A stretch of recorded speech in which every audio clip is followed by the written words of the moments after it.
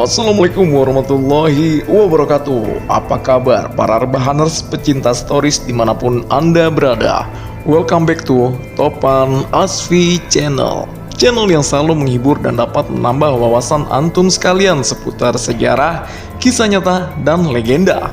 Guys, maaf banget ya, agak lama upload video karena gue baru aja sembuh dari batuk. Bahkan belum pulih banget sih. Tapi gue udah kangen banget sama kalian guys. Ya, maaf lah, udah menunggu lama ya. Guys, pada kesempatan kali ini gue akan membahas sebuah sosok legenda yang sangat terkenal di Indonesia. Sosok ini sering digambarkan sebagai sosok wanita bertubuh setengah ular. Ngeri banget ya. Siapakah dia? Ya, dia adalah Nyi Blorong. Oke guys, penasaran kan seperti apa sosok legenda ini? Buruan, kencengin volume, siapin nipok hitam, kunci pintu dan jendela, and stay here. This is Topan Asfi Story.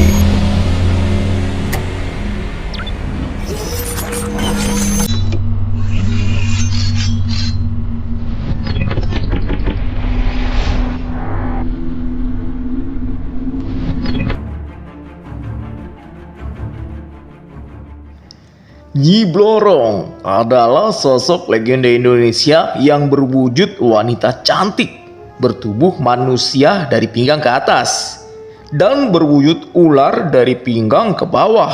Aduh, bisa sih sangat mudah digambarin ya. Bahkan gak cuma di Indonesia aja ya penggambaran sosok seperti Nyi Blorong ini.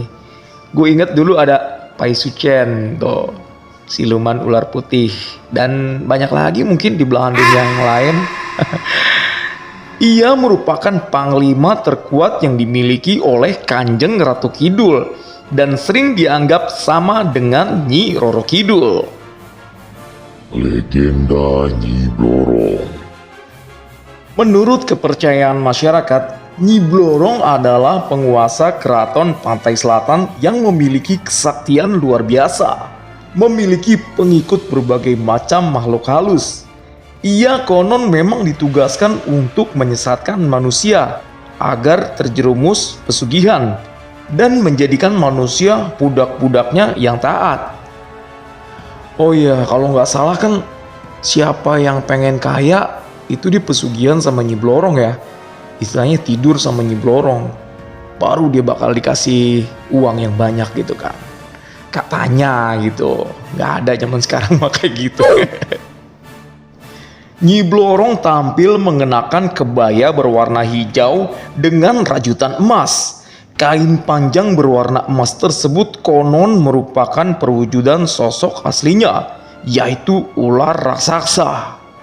Pada saat bulan purnama, kecantikan dan kesaktian Nyi Blorong mencapai puncaknya.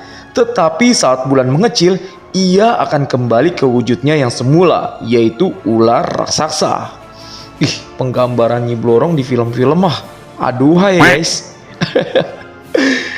Serat Centini menyebutkan bahwa Nyi Blorong yang cantik adalah putri dari Ratu Angin-Angin. Ia dinikahkan dengan Jaka Linglung setelah calon suaminya itu berhasil membunuh buaya putih penjelmaan Prabu Dewata Cengker. Pesugihan Nyi Blorong. Nyi Blorong dipercaya dapat mendatangkan kekayaan bagi orang yang tertarik mengajaknya untuk bersekutu. Bersekutu itu kan istilah katanya kerjasama ya. Cuman apa yang didapat oleh Nyi Blorong ya? Oke, lanjut guys. Setiap kedatangan Nyi Blorong, ia akan meninggalkan kepingan-kepingan emas di tempat ia menemui orang yang menjalin hubungan dengannya sebagai imbalan. Emas tersebut konon sebenarnya merupakan sisik-sisik tubuhnya. Gue ngerti deh. Jadi Nyi Blorong kan minta itu gitu. Nah setelah dia selesai, dia ninggalin sisik emasnya gitu. Gue rasa sih nggak perlu mencari Nyi Blorong ya.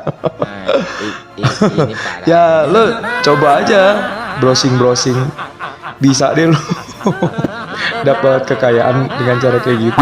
Astagfirullahaladzim.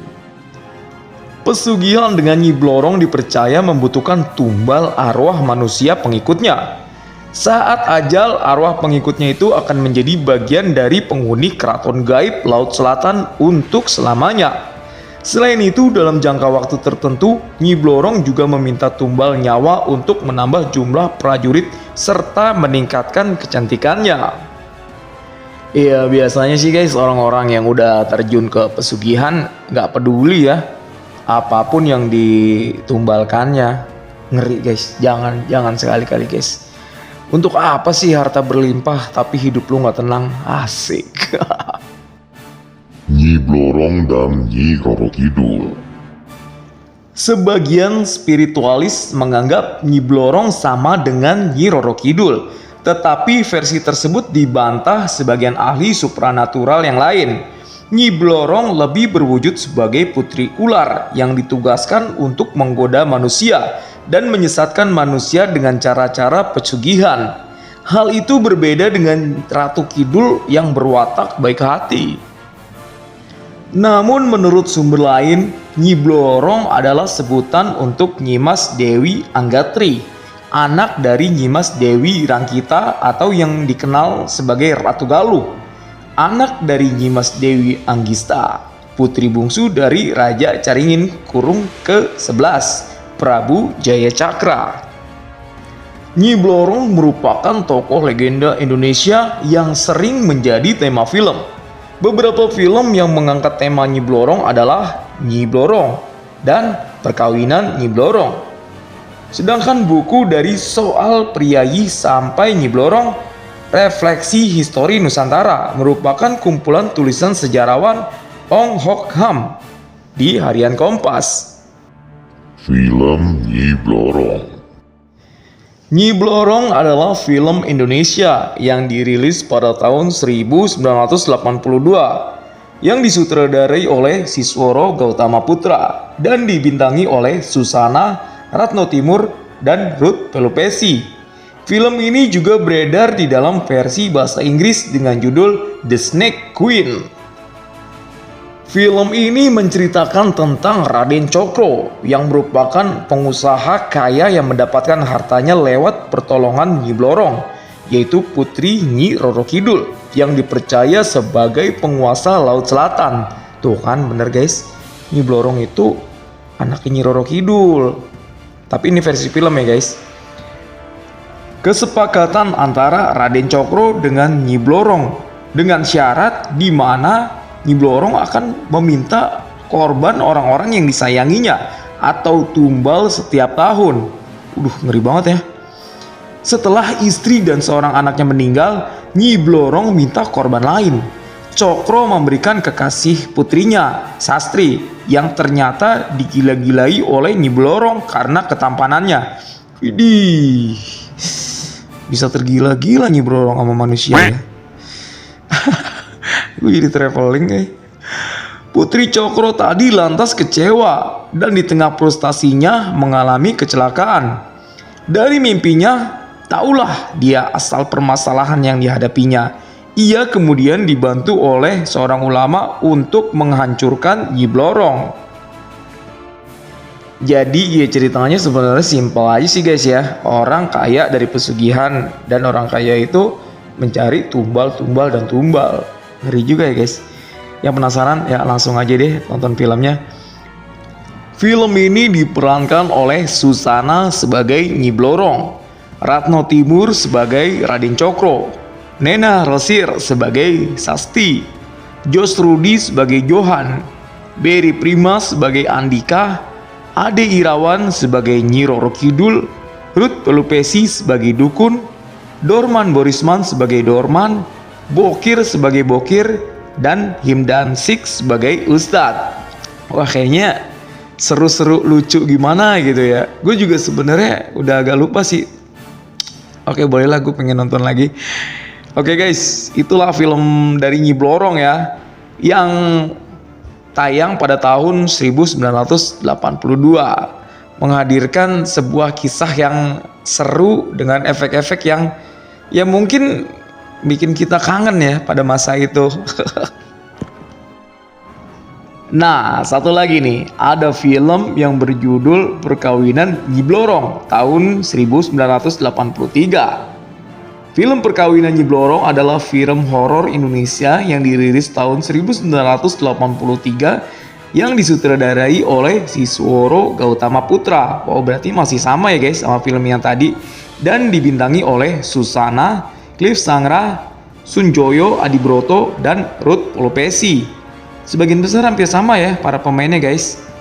Nah, film ini menceritakan tentang kecantikan Nyi Blorong yang diperankan oleh Tante Susana, anak Nyi Roro Kidul, yaitu Ade Irawan, yang membuat para raja dan pangeran saling berperang untuk mendapatkannya sebagai permaisuri. Oh, jadi rebutan Nyi Blorong ya pada waktu itu. Perebutan terakhir tinggal antara Prabu Dewa Cengkar yang diperankan oleh Sujoto Adibroto dari Madang Kamulan melawan Pangeran Tejo Arum yang diperankan oleh Om Cliff Sangra dari Galunggung yang memang dicintai oleh Nyi Blorong. Awalnya Tejo Arum dapat dikalahkan oleh Dewa Cengkar, tetapi ternyata ada pihak lain yang menginginkan Tejo Arum, yakni Bayu Geni yang diperankan oleh Ruth Polopesi yang ingin mengawinkan anaknya Layung Sari yang diperankan oleh Eni Beatrice. Karena memang telah mendapat restu dari Nyi Roro Kidul, mereka dapat mengelabui Dewa Cengkar. Berlangsunglah perkawinan Tejo Arum dengan Nyi Blorong. Pada saat itulah datang serangan besar dari Dewa Cengkar bekerja sama dengan Bayu Geni. Karena Tejo Arum kewalahan berhadapan dengan Dewa Cengkar, terpaksalah Nyi Roro Kidul membantu dengan melempar telur untuk ditelan Tejo Arum. Berubahlah Tejo Arum menjadi raksasa besar dan berhasil mengalahkan Dewa Cengkar. Tejo Arum tidak dapat kembali berubah ke wujudnya. Ia harus menjalani pertapa selama 350 tahun di Gunung Galunggung.